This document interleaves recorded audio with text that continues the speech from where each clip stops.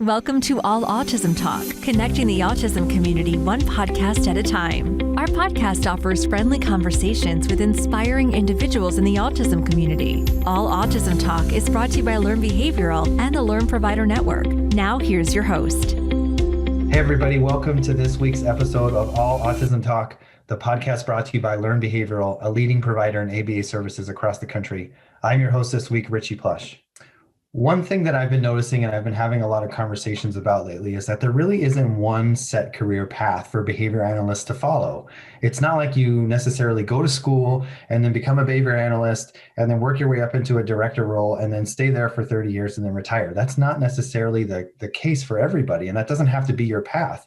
Really, there are so many paths and so many opportunities that you can have in your career that I've had in my career, from being in a school district to teaching new BCBAs to working internationally to supporting certainly young learners, which we spend a lot of time doing, but also adults in a variety of different ways.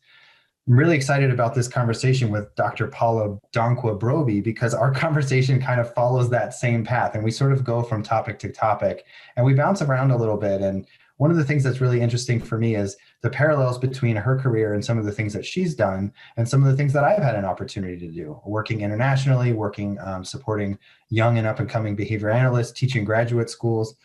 So it's really just exciting for me to be able to have this conversation and share this insight with you a little bit so that you can see if you're a new BCBA or a new behavior analyst, there are so many opportunities for you to really diversify your experience and diversify your influence in the field, not just by doing what you're doing in your home community.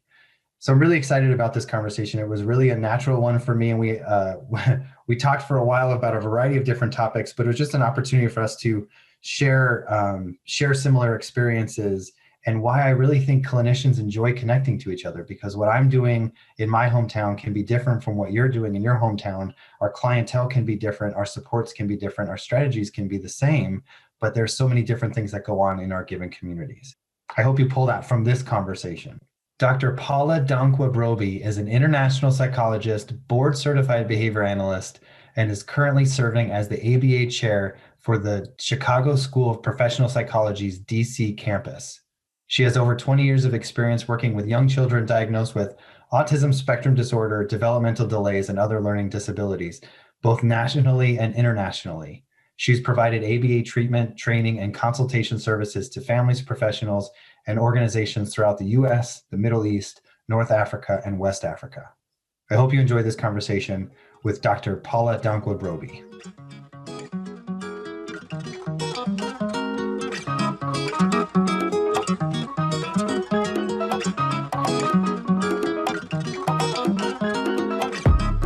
Paula, thanks so much for joining us this week. It's so great to have you on our show. Thanks for inviting me to be here. We've had a ton of conversations. I'm excited to have a different conversation where we get to know more about you, and our audience hasn't heard any from you before. So I'm just excited that you're here. I'm excited to be here. So tell us a little bit, how did you get into the field of ABA, into the field of applied behavior analysis? Sure. So I used to work at a company that was a reading remediation company. So we worked with children who were dyslexic, hyperlexic, many different learning disabilities, ADHD. And so a lot of the children that would come in who were hyperlexic were also on the spectrum. And I'm not sure if you know what hyperlexia is, but it's essentially that you can decode the words in front of you, but you cannot comprehend or hold on to that information. So we had children on the spectrum that could decode beautifully, but there would be you could have them read to them a very simple sentence like the red bird flew into the yellow house, and then ask what color was the bird, and there would be no response or the wrong response or what have you. So, but can decode medical journals beautifully. Just don't have that comprehension piece. Yeah, exactly. And so as I moved up in the company, I started taking on more of the hyperlexic cases. And I fell in love with children on the spectrum. And through my love for children on the spectrum, I discovered ABA. I didn't realize at the time that what we were doing was essentially ABA, because outside of those sessions, we got a lot of training on how to have instructional control and how to maintain instructional control and how to manage behaviors in the session and what have you. And so that kind of kicked things off for me, but mostly just falling in love with the children on the spectrum and then talking to their parents and hearing more about what other therapies they were involved in outside of what they were doing with us. And then I ended up moving from DC to California, and I started working for an ABA company, and it just took off from there, my love for ABA, and deepened my love for children on the spectrum and their families. It's so amazing. Like, I love hearing that response because so many people, and myself included, Mm-hmm. started off in a related field, and we didn't realize that what we were doing was applied behavior analysis. Mm-hmm. And it was like, I was using token systems, and I had visual schedules in place, and Mm-hmm. for me, I was running a classroom. I was a special day class teacher, and I had implemented pieces of applied behavior analysis throughout my classroom and didn't realize it until I started my master's program. I was like, man, there's a science to what I'm doing, and there's a whole body of research supporting what it is. And it just was almost like a relief, to know that there's more than what I was doing. Sounds like you had kind of a similar experience. I did. And it just took me in a completely different direction because I thought I was going to get into doing more reading remediation work. And I thought that my professional career was going to focus more on children who are hyperlexic and reading comprehension and executive functioning and what have you. But it went in a very different direction. And I'm happy for it. Right. So you moved to California. You were working with a company that was providing ABA services in home and clinic combination. In home. And so the reading company, honestly, was quite expensive for the consumers. So we saw a lot of affluent families come in. Mm-hmm. And then when I moved to California and started working for the ABA company, I was working with very poor families in very poor neighborhoods, mostly Latino families. Mm-hmm. And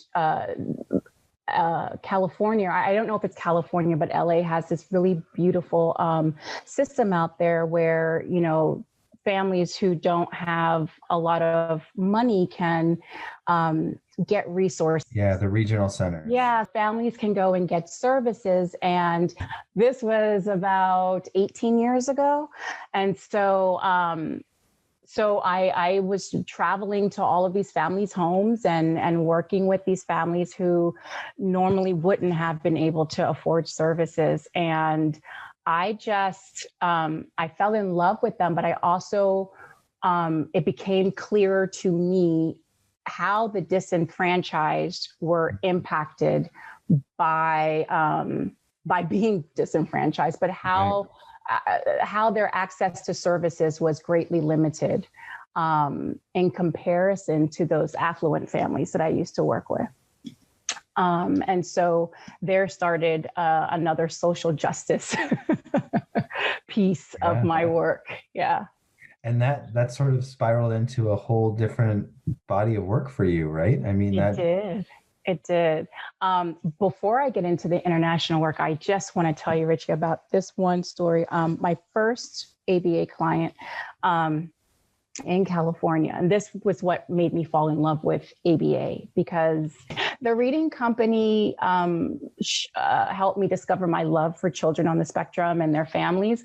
But this first ABA company made me fall in love with ABA. And so I had this client, the first time I ever worked with him, he cried for the entire session. It was, I think we started with a 50-minute session and he cried the whole time. It was the first time he had had any ABA services, had any real demands placed on him. He was a preschooler. He was about 4 years old. His presentation was pretty severe. He was nonverbal, perseverated on any long item that would wiggle. So belts, water hoses. Belts were his favorite though. And he would kind of wiggle it side to side, like how you would do a snake, like to see it just move. And so very withdrawn. That was his thing. No joint attention, not a lot of shared engagement. And so he was a tough case to me. That was my first case. And so, we worked and worked and worked. And one day, he had a huge backyard. He had like a play set in the backyard that had a slide and everything. And I would take him out and do some net with him outside. And every day I would leave his home, I would close the gate and he would be in the front yard and he would find a hose or a belt and he would be wiggling it. And I would just look at him and wave my hand and say bye in his name and he wouldn't respond. And then, so one day I did that for the probably 50th time and he looked up and he waved and said, bye. And I stood there and cried. Yeah. And Richie, not the, oh my goodness, the ugly cry. I probably scared him and his mother because I just stood there crying. Yeah. Because I knew how significant that was. And I knew that was a turning point for that child and for that family. And that I saw the beauty of the science of ABA and that it worked, Right. And at first I was not necessarily too sure about it because I had several sessions of a child crying, but that I had just started and I realized now that I probably should have been trained a bit differently. But it was a beautiful experience that's really started my journey into ABA. And that's when I really wanted to go to graduate school and learn about this thing called more about autism, about ABA and all of that.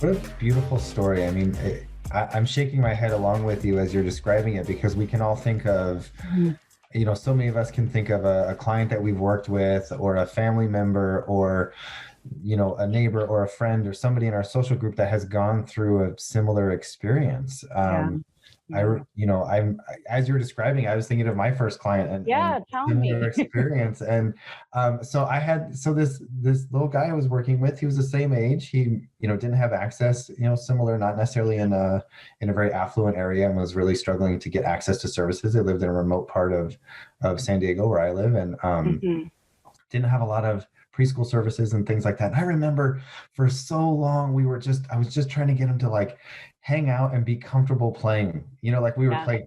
What's the game you want to play? You want to play Candyland? Great. We'll play it for an hour. Fine. Well, I'll figure out ways to build in, language opportunities and requests. And Exactly. I remember his first word, and I remember hearing his first word, and like the same thing. Like I reserved myself, but I started crying, and I called his mom, and I called he lived with his mom and his grandparents, and like I called the whole family, and then he was quiet. And I was like, no, you got to do it again. You got to do it one more time. and then he did, and oh gosh, I forget if he was saying more or chips. I forget which one of the words that he, this was just the word he came up with. And like, then the whole family we're all sitting in the living room, and I'm on the floor with him, and they're all standing kind of behind me. And it's like, and like, now they're all crying. And I was like, those breakthroughs are really what, like, I think like those breakthroughs can define moments, yes, that was a changing moment for your client and for mine, but also for each of us in terms of our careers. To me, that was like, all right, I'm committed. I'm going to be in this field somehow, some way for the rest of my life. Yep. And hopefully if you're listening and you have that same, have had that same experience, it can, it's doing the same for you. And if you haven't yet, keep pushing and keep going, because a lot of times it's coming, right? It's coming. Yes. So then you went back to, so that kind of sparked this career for you of going back and getting your master's and your PhD, and now you're involved in a multitude of different things. In a multitude of things. Yeah. It's been a journey. I've done a lot. When I got back, so after California, I actually moved back to DC to go to graduate school. And at the time, there were no behavior analytic graduate programs around me. And so I went into a clinical psych master's program and earned my master's in clinical psychology and was a psych associate for a while and for a little bit, and went into neuropsychological assessment. And I worked for the head of the neuropsychology department at that time at a very prestigious organization here in the Washington, D.C. area, in the Maryland area. And so I did neuropsychological assessment for a little bit. And I used to be a part of the team that would diagnose children and individuals with ADHD, autism, depression. I tested for research. So all of the IQ tests, all of the achievement tests, the Rorschach, I can implement all of those assessments, score them, write reports for them, analyze them, all of that. Was that a challenging experience for you, working in that lab? No, at first, no, it wasn't challenging. I actually enjoyed it a lot. And I see now, not now because I'm working with students, but when I was working and I had clients, a lot of the parents didn't understand the assessments that they had been given, even though they may have been given a summary by the person that implemented the assessment. They didn't really understand it, couldn't connect the dots and how that factored into treatment.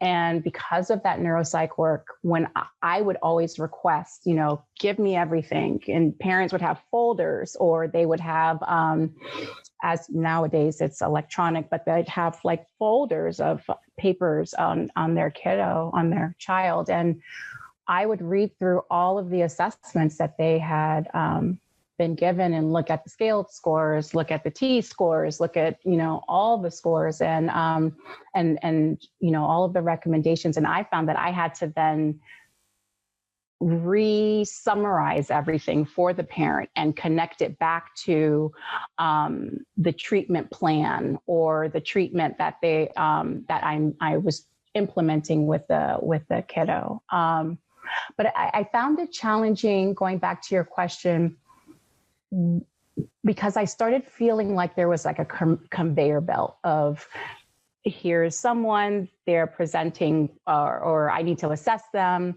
I give them these assessments. I, score them, analyze them, write a report, make recommendations, the end, And so that was my day in and day out. I never knew, did they take my recommendations?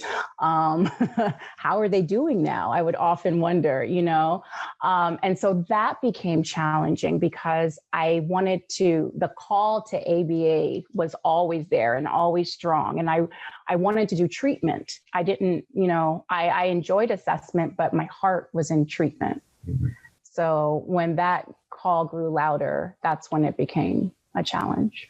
It's so interesting, the concept of summarizing, or I'm almost envisioning it as almost like translating a little bit of the findings from the assessment back to the family. I mean, I think families know their children better than we ever will. And right. I think that's hands down, that's not a question.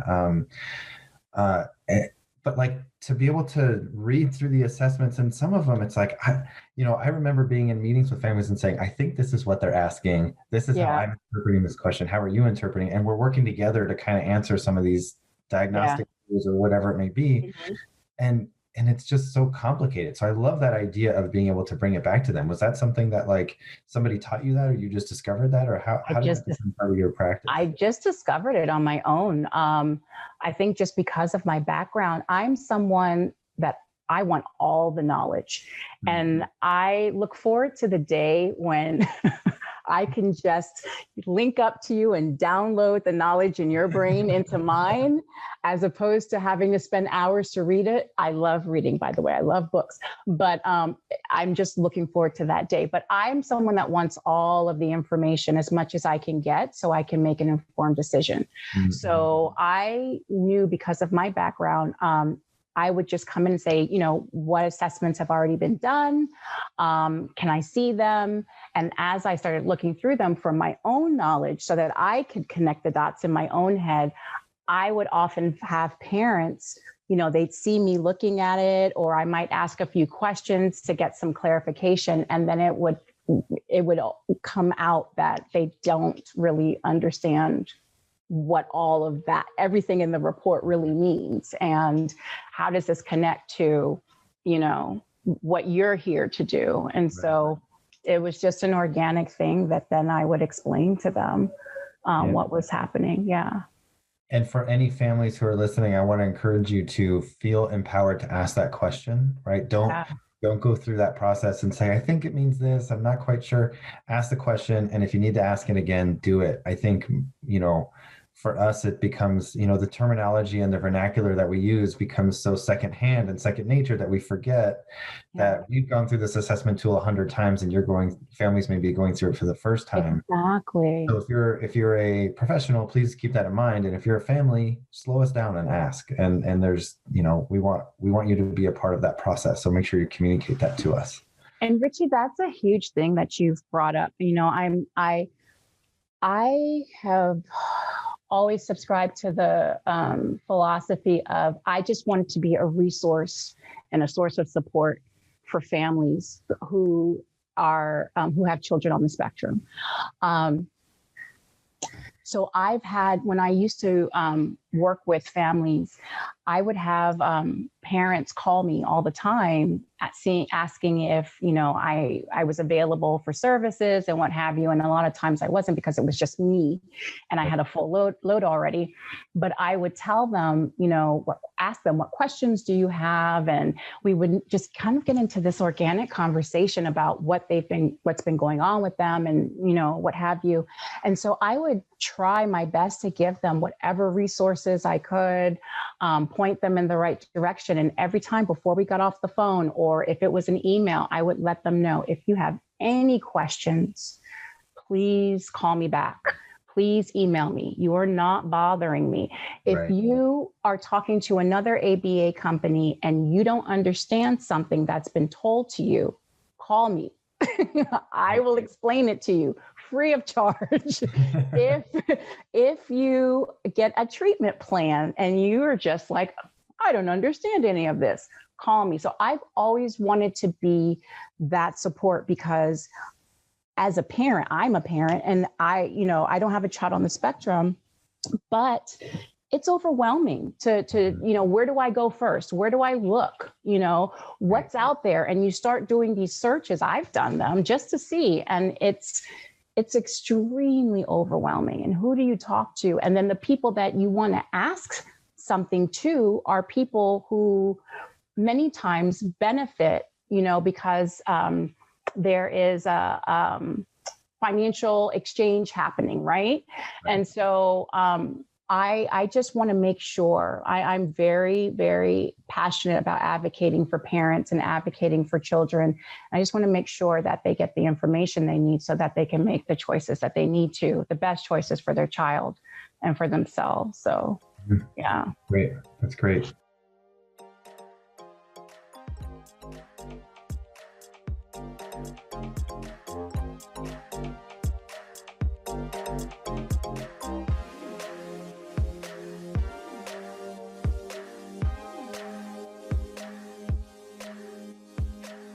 So fast forward in your career, now you are the department chair for the Applied Behavior Analysis Department at the Chicago School of Professional Psychology. in Washington, D.C., the In D.C. DC, the campus. DC campus. And I'm a Chicago school alum, also D.C. campus. Okay. Okay. Yeah. So Yeah. like it's your day-to-day is a little different, right? You're not My necessarily day-to-day is very involved in the different. diagnostic process. What's different now, and what I guess what did you learn in your career that helped you be successful in the role that you're in now? Oh, that's a good question. Everything is different. My area when I was working in clinical practice was early intervention, verbal behavior, the kiddos who are 18 months, 2 years old, all the way up to about 5, but I've worked the entire age span. And so, but the younger ones, oh, I love them. So I love them all. So I don't have them anymore. I don't work with parents anymore. Now I have the students, and the students are my kiddos. Like I'm passionate about them. And so I'm still passionate about children on the spectrum. I'm still passionate about caregivers and everything I used to do. But that passion, that focus now is on my students and on, shaping the next generation of behavior analysts and leaders in the field. And I am very mindful of the fact that I want to diversify the field of ABA. And I am very aware of the fact that the majority of my students are students of color, and they're first generation students. So they're the first in their families oftentimes to be in graduate school, to pursue a graduate degree, whether it's a master's or a PhD. And I take that responsibility very seriously because I'm a first generation student as well. And I didn't have a lot of guidance. And so I really try to give them guidance, and I want them to go out into the field and change the field, not just change not just expand what how we apply the field or what have you. I want all of that. But I feel like if we can get more people into the field that are, with intersectionality, whether that's race, ethnicity, gender, sexuality, or sexual orientation, whatever it may be, then we're really going to see I think that'll just take the field to the next level. Mm-hmm. And so that's what I am trying to foster with these students. And that's what I want them to do, is I want them to go out there and change the field, make it more diverse, research on things that we don't tend to research on because it's important to them, because they're bringing a different perspective to the field. They're bringing their voice to the field and they're showing up. And so I want them to be heard. And I'm hoping that by the time I retire, the field will look different, the research will be different, the clinical practices will be different, and we'll be focused and talking about some other things that have nothing to do with DEI, something else. I have worked all over the country. I have worked internationally in the Middle East, North Africa, in my own home, Ghana.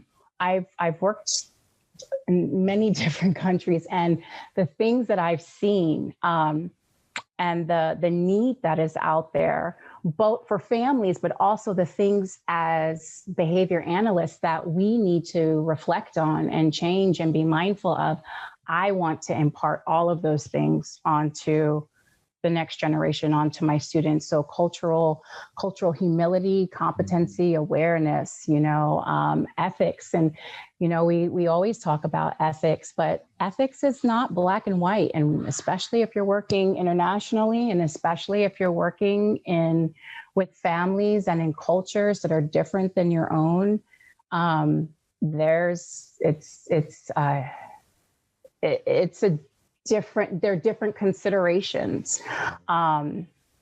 And which is why I think that we need to have our ethical code needs to incorporate some multicultural ethics in there as well. But that's a whole nother program. But so So it is, I all of that passion is on them. So I try to impart on the students a lot of what I've learned, things that I would love for them to avoid in terms of mistakes that I've made in the past. Really understanding that whether it's a family on the spectrum or an organization or some other population, that you are working in a field where you are of service, you are a servant, and not coming in and, being destructive, Right. So yeah, it's very different. I do appreciate we've talked about this on previous episodes, how the field is evolving a lot, and how there's more conversations about compassionate care and really, really supporting families in the way that they need support, not in the way that we think they need support. Right. And I think that lines up a lot with what you're saying, is making sure that we're paying attention to families. Each family unit is its own different culture on its own, right? Yeah. They're a culture of a culture. And right. So I think being able to be mindful of that and build that into your everyday practice, it sounds like that's what you're really trying to bring to a lot of your students. Yes, absolutely. Absolutely. So you mentioned you've supported families all over multiple places around the world. Mm-hmm. How did you get into that? And like, what prompted that to happen? Right. I'm curious about that. So I think my family's from Ghana, west coast of Africa. And so, and of my mother, my father, and my sister, I was the only one that was born here. They were born there. However, I was raised in such a way that you wouldn't know. I didn't know I was in America until I went to school or stepped outside of the house, because it was a very Ghanaian culture and household. And from the food to the language, there wasn't a lot of English spoken in the house. There wasn't a lot of there wasn't much American food and being cooked and what have you. So I think my love for international work stemmed from having a different perspective or worldview than a lot of my American colleagues who, were not only born and raised here, but their parents were born and raised here, and their parents were born and raised here.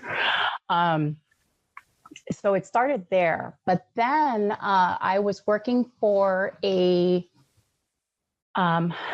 that same very prestigious organization, but no longer in neuropsych. I got into treatment there. So yes.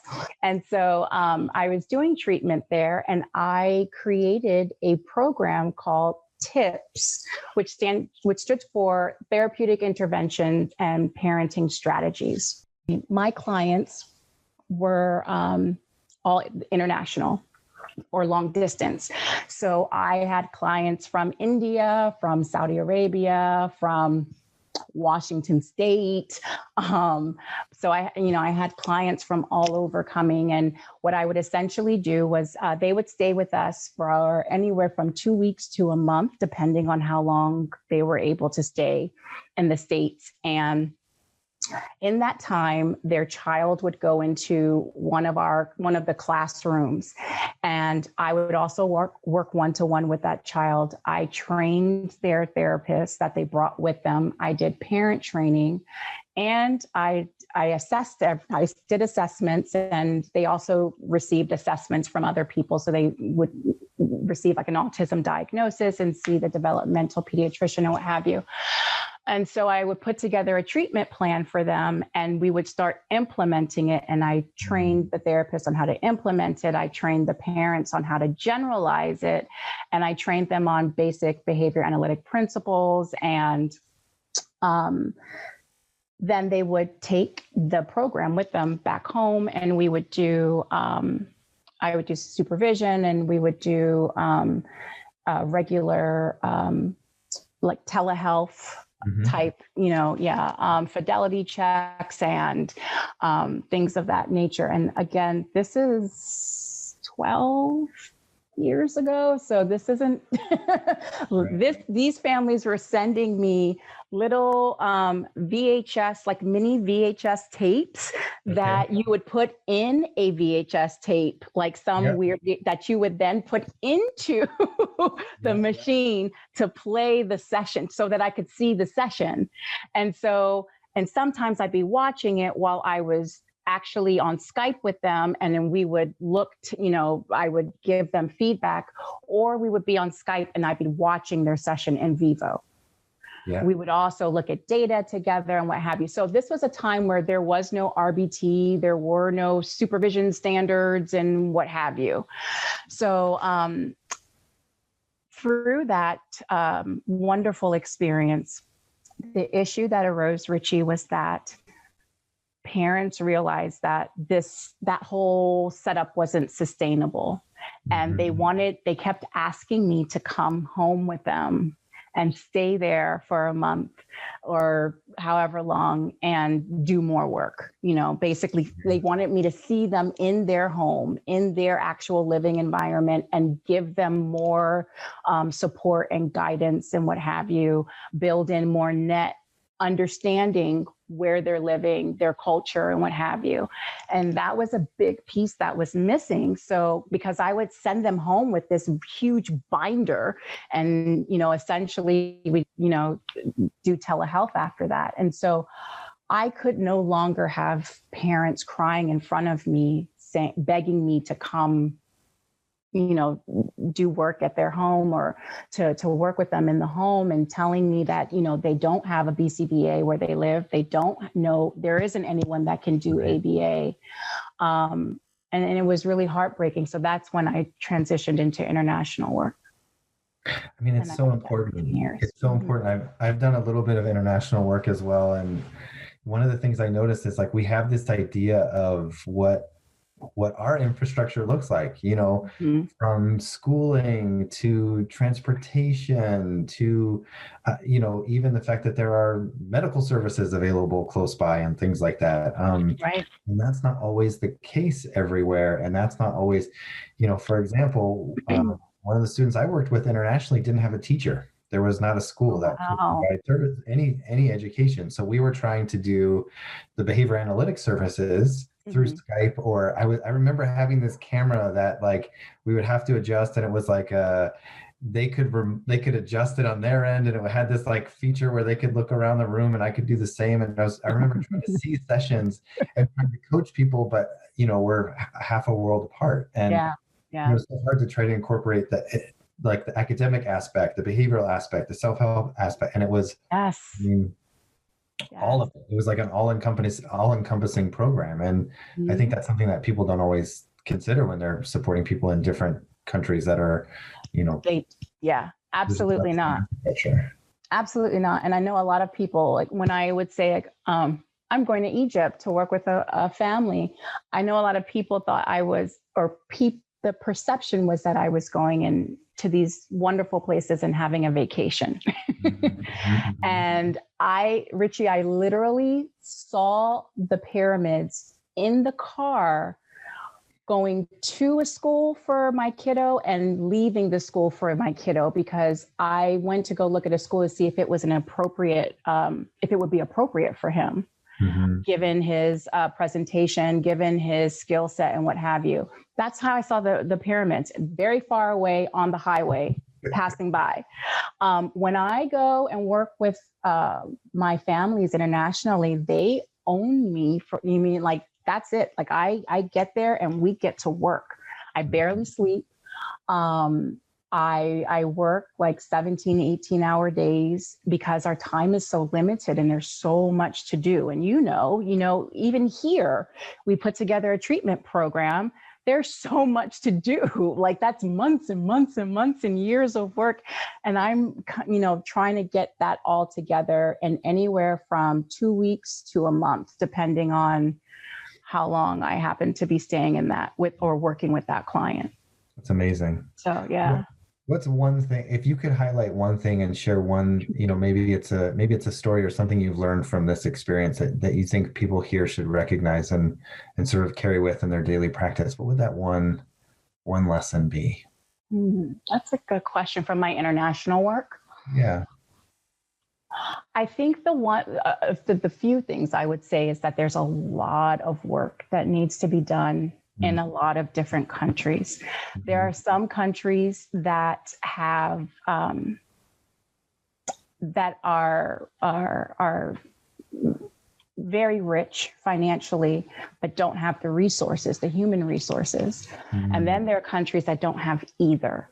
And so there's a lot of work that needs to be done on the dissemination of information about early intervention, early detection, early diagnosis, and ABA. In Ghana, it's getting better. For example, in Ghana, it's getting better. However, there aren't a lot. There's two BCBAs in Ghana, one in Accra, who is American and, is married to a Ghanaian man and moved to Ghana. I don't know her whole story. But there are no Ghanaian BCBAs in Ghana, right? And there isn't, there needs to be more work on understanding the etiology of autism because, and I'm generalizing, a lot of people understand the etiology, but there are more people that believe that autism is contagious, the child is possessed by the devil, the mother sinned, this is retribution for something, the family did. And so that, in addition to a lack of services, it really disenfranchises the family. So just letting people know that there's a lot of work that needs to be done in other countries. And if you have any desire to do international work, please do it because it's needed, especially in low and middle income countries. And also to be culturally, to really have on your mind, to be culturally aware, culturally sensitive, to do the work, your own work, and work on your own biases, but not just your own personal biases, but also your professional biases. For example, I worked with a family in Lebanon, and I was putting together their program, and one of the activities that I was training the therapists on was, to use songs to hit certain targets, working on intraverbal fill-ins, working on joint attention, working on, different things. And so one of the songs that I had in my mind seemed very much like, yes, this is a song that we use all the time. It was Old MacDonald Had a Farm. Oh, yeah. And the therapist turned around and said, "What is this song? I've not heard of it before." And I stopped right there, and I was like shocked, and I said, "Oh, I always talk to other people about this, and I just did it."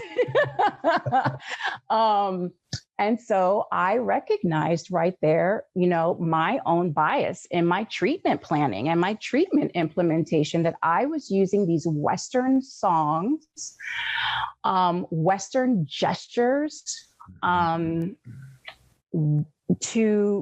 I was embedding it into this treatment plan, not realizing that they are not in a Western culture. And so we had to then use, songs that were in Arabic and Lebanese children's songs. And, I just stopped right there, and they gave me a nice education about things. I just asked questions and changed. I spent that night just changing up the treatment plan, just changing everything up. So being mindful of that, and this isn't really an international thing. Like if you're working with families, that we're in partnership with them. We are not against them, Like you said, we as parents know our children better than anyone else. And I always say, you're the expert on your child. I know ABA. So together, we are going to do something really awesome. We're going to work together to work on these skills, to do these amazing things and help your child, build on their strengths and acquire some new skills. That concept of, one, having a little bit of awareness and humility with programming. I mean, for me, I had an opportunity, and I was working with one family that was very affluent, and they had a teenage daughter, and I was thinking in my head, great, we've got to get her she's got to be able to menu plan and go grocery shopping and do all these things. And then I get to their home, and they had servants who were doing all of those things for them. Exactly. So in my mind, I'm thinking, okay, great. Well, how are we going to teach her to go grocery shopping? And they're like, oh no, she wouldn't. And I was thinking, okay, but wouldn't she need that? Nope. Nope, she's not going to need that skill. And it's like, okay, great. Let's back up a little bit and let me first check my ego outside, because I thought I had this all figured out and this was going to be a breeze, but there are some challenges, and that realization of man, I don't, you don't know what you don't know. And to be able to have that open mind of, if you are going to go into another country or another part of our country, or just a new family's home, be open-minded to hearing what that family has to say and what their beliefs are and what their priorities are. I think is really important also. Right. Learn about them, learn about the families that you work with, so that you can put together a really amazing treatment plan that they're a part of. You said something about that example you gave was really great, Richie, by the way, because that's I've worked with a lot of affluent families abroad as well. I mean, probably more affluent than I will be in this lifetime. And that's a real thing. I had children who had nannies 24/7, and I had a similar experience. This child needs to start bathing on their own and not having the nanny bathe them at 7. However, I waited for mom to give me the sign that that's the direction that she wanted to go in. And so once she said, yeah, this is ridiculous, he's too old for this, then we acted, and then we got in there and we worked on that. But had she said, this is how it's going to be until he hits puberty, and I don't expect him to, wash himself, then that's their culture. And yeah. So yeah, just being very mindful, know who you are working with, know the family, know the client that you're working with. Paula, thank you so much for that insight. That's I just appreciate getting to sit and chat with you like this. This is something that we've done in different contexts, and I feel like you and I could talk for another hour, but I know we're running out of time. So we're going to have you back so we can dive into more of this conversation and continue it. Absolutely. Absolutely. Thanks for having me. Thanks for being here. I appreciate it. No problem.